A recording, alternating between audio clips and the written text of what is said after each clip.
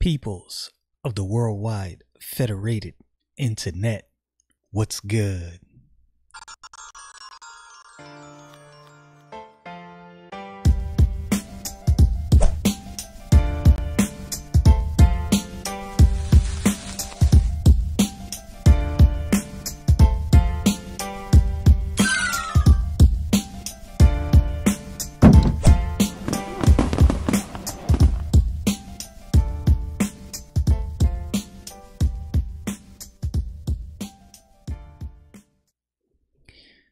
In the land of endless prognosticators, you have me, the dude who cannot predict or prophesy anything, but I do love to read my Bible though. So anyway, let's get into this. All right, Genesis chapter 26, verse 1. And there was a famine in the land beside the first famine that was in the days of Abraham. And Isaac went unto Abimelech, king of the Philistines, unto Gerar. And I know we all remember Abimelech's interactions with Isaac's father, Abraham.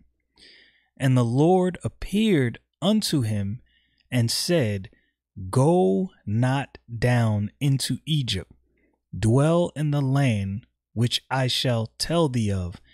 Now, here's the interesting thing, and this is a question that I have to myself. I do not necessarily have the answer. I know what people have said, and it's possible that this is the conclusion, but I have not come to this conclusion myself. Doesn't mean that what they're saying is not true.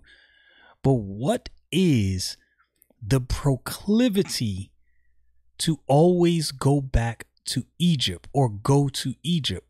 What is this? What is this proclivity to Egypt? I don't understand that. And many people many theologians and Bible scholars have equated Egypt with the flesh. So a physical representation of a spiritual battle between the flesh and the spirit that is willing. So maybe that's the case. I don't know. I'm not here to tell you that that's a definite or not. I just don't know. But it definitely made me question when I saw this, like, why Egypt? Like, what about Egypt made both Abraham and apparently Isaac think that this is the place I need to turn to? This is the place with the answers. Now, thankfully, Isaac didn't go in that direction, but God yanked on him and prevented that beforehand in this situation.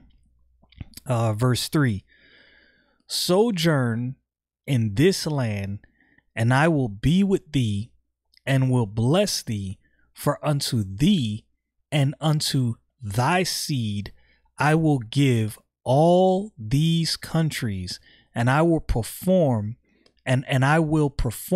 the oath which I swear unto thy father Abraham.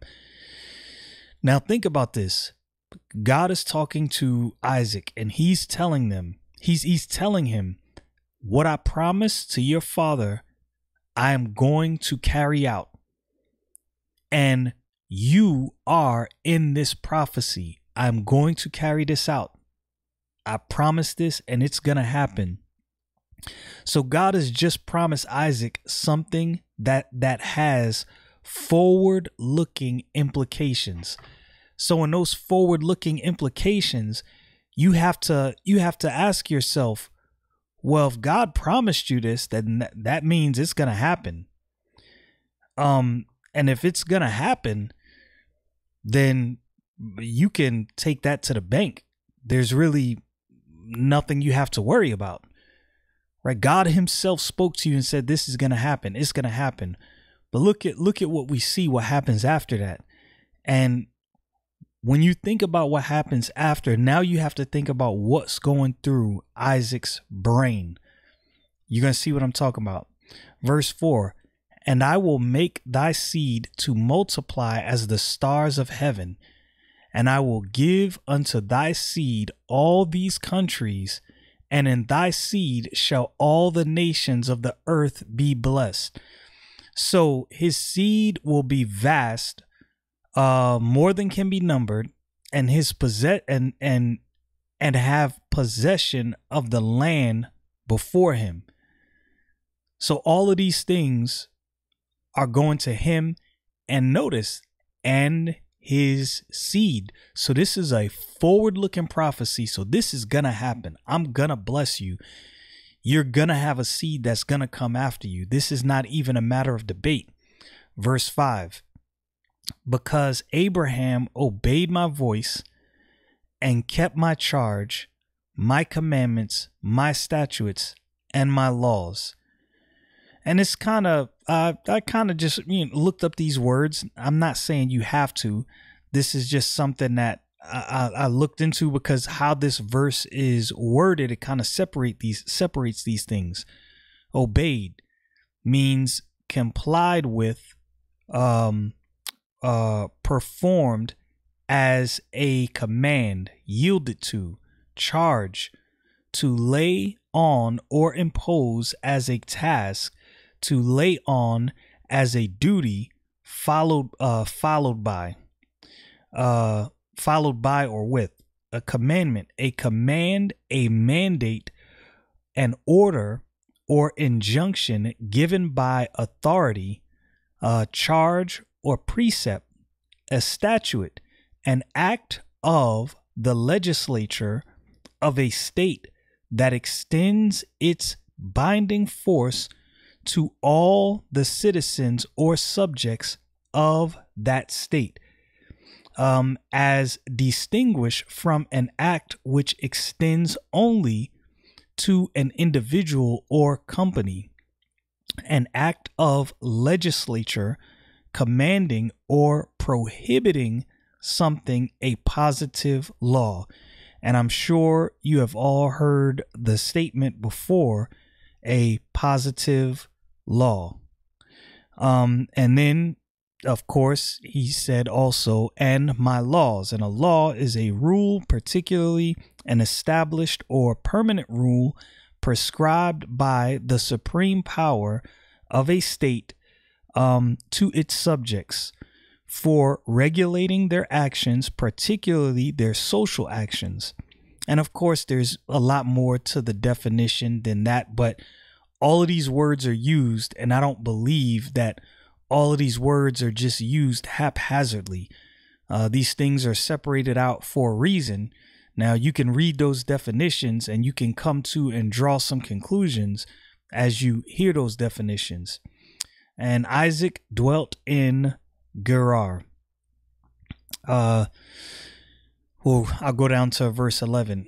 And the men of the place asked him of his wife, and he said, she is my sister. This is interesting. This is the same exact thing that Abraham did. Why did Isaac do this same thing? Ask yourself that question. I'm going to answer that later. For he feared to say, she is my wife, lest, said he, the men of the place should kill me for Rebekah, because she was fair to look upon. Now, this is where what God said to him comes in. You remember how God did things and brought Abraham to the maturation of his faith. And I believe the same thing is going to happen with Isaac, because when you see here, clearly Isaac does not have adequate faith and trust in what God said, because he's worried about somebody killing him for his wife. God just told him, yo, everything you see, I'm giving to you and to your seed. So if God just promised me this, then clearly I'm going to live, because God just promised these things to me and to my seed. So, yeah, we see Isaac's lack of faithfulness in this moment. And verse 8, and it came to pass when he had been there a long time that Abimelech, king of the Philistines, looked out at a window and saw, and behold, Isaac was sporting with Rebekah his wife. So clearly he saw, yeah, just as I thought, just like his pops, we didn't fall for the okie doke this time. So this time Abimelech was definitely smarter, and probably understanding that he probably had some of the same flaws, character flaws that his father had. Not guaranteed, but I'm sure Abimelech, rightfully judging, said, yeah, we're going to stay away from this one. We're not going to make this same mistake again. And Abimelech called Isaac and said, behold, of a surety she is thy wife. And how saidest thou, she is my sister? And Isaac said unto him, because I said, lest I die for her. And Abimelech said, what is this that thou hast done unto us? One of the people might lightly notice the words Abimelech used here, and there's a reason I believe these words are shown. One of the people might lightly have lied with thy wife, and thou shouldest have brought guiltiness upon us. Now, it's my belief, the Bible doesn't necessarily say this is the way this played out. I believe when Isaac came, Abimelech already put the word out like, yo, we know what his pops did. We are not trying to violate the Most High God of heaven and earth. He says this is his sister. Everybody just sit back and chill. We're not falling for this again, and we're not about to bring the judgment of God down on our city. And Abimelech charged all his people, saying, he that toucheth this man or his wife shall surely be put to death. Now, the thing I ask myself is, why would Isaac do the same exact thing that Abraham did? I think we have an answer in a proverb. And I think this proverb has more to it than meets the eye, as does most things in the Bible. But Proverbs chapter 22, verse 6, the Bible says, train up a child in the way he should go, and when he is old, he will not depart from it. Here's the thing. That word train carries more than, like, when you see that word train, you think you're showing your kids something, like sitting down and do this way or do this way. And it's not always just that. That word train means to draw along, to entice, to allure, to draw by artifice or stratagem, to draw from act to act by persuasion or promise. And this is what I think happened personally. I think that somehow, I don't know if Isaac saw this happen at some point at some other area, maybe something that wasn't covered, or maybe a story or account that wasn't covered. But I think it's very possible and even probable that Isaac saw Abraham do this very thing, and for the very same reason. So the propensity Abraham had to fear being murdered, killed for his wife's sake, I believe Isaac saw that and took on by virtue of training, but a training in a way that Abraham probably didn't foresee. But by the way of training, Isaac took on this same character flaw. And this is why I read the definition of that word training. I wish I could go back in time. Now, I'm not saying, oh, I got so many regrets and I regret. Look, God is perfect, God is holy, and God has brought me a long way. But if I could go back in time and tell myself anything, it would be, watch how you conduct yourself.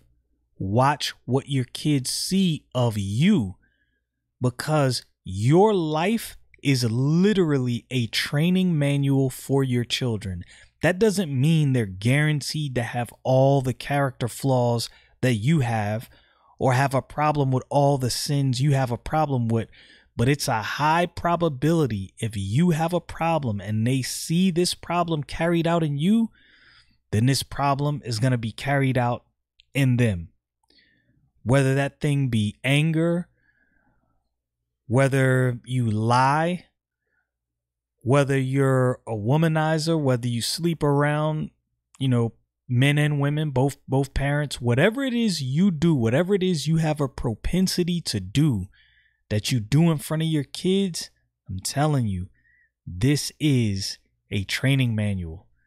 They will probably follow what you do. So that idea of training up a child, there's a lot more to that than just the surface level. Because again, I know people read that verse. We've all quoted that verse. It's like, yeah, train your child up in the Lord, read the Bible, do this, do that. But what about what you do? Because that's part of that training.